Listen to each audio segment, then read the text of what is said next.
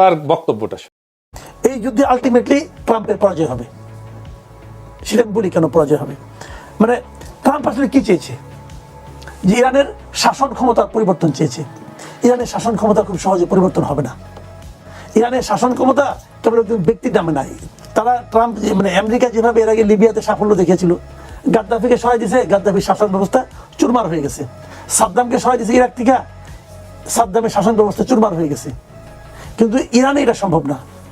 আলী খামিনিকে মেরে ফেলছে, কেবল তাই না, তার সঙ্গে আরো সব মিলে দেখলাম যে প্রায় 49 জনকে মারছে তারা, যার নাকি আরো গুরুত্বপূর্ণ আমাদের 11 জন আছে।